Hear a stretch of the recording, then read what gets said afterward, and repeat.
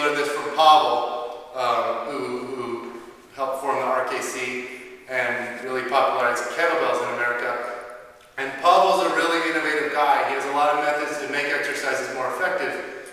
Anyway, the way I was doing planks was not very effective, and the way Joe showed me was amazing. I instantly felt it way more in my abdominals, but more importantly, I was using my glutes. Now, here's why I love the RKC Plank so much.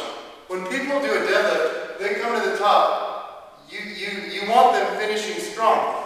Now, from the side view, you'll see some hyperextension. You want that hyperextension coming from the hips, not the low back. So if you have weak glutes, you'll see people do this. But if you have strong glutes, they're like this, and it's all hip hyperextension. I'm not hyperextending my lumbar spine. This is all coming from the glutes. So, if you want people to be able to hold this position right here, and they can't even do it from a plank position, how could they do it from a deadlift?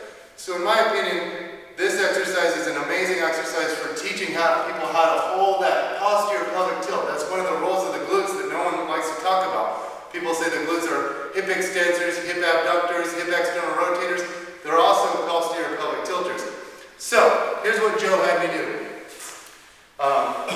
I was just planking like this, and he said, oh, no, that's not good. All right, I want you to bring your elbows out a little more and narrow the base. So that already makes it harder because you're making it a longer lever, and then you're narrowing your base of support.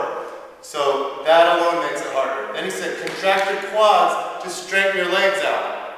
And then I want you to squeeze your glutes as hard as you can to where you're posterior pelvic tilting the pelvis. And what's interesting is to hold that posterior pelvic tilt. This is the posterior pelvic tilt right here, just like that. And it's just a subtle rotation in the pelvis. And to hold that, now you're not, you've got to use the abdominals to hold that as well.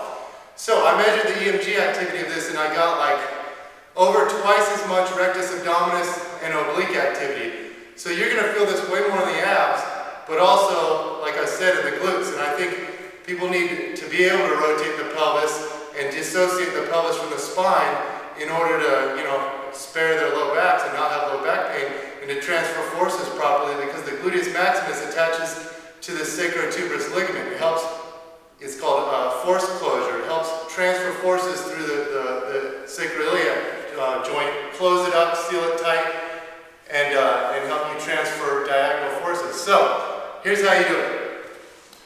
Remember, I'm going to not set up here, I'm going to set up a little further and narrow my base. Okay, from here, I'm looking down, I contract the quads, okay, and then from here, squeeze the glutes, and I just hold it here.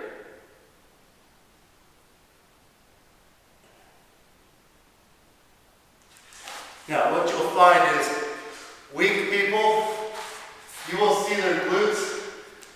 Some people can't even turn them on from that position, but some people, you'll see them and you'll kind of see them fatiguing throughout the set. You should be able to hold that strong for a whole minute, and just, when you squeeze your glutes, you should feel like you can crack a walnut. I mean, people have very weak glutes. It's pathetic. You need strong glutes, and you need glute endurance. So when you're doing this RKC plank, turn those glutes on maximally, hold them in that position. Again, you should be able to do it for a whole minute. Give it a try, let me know what you think.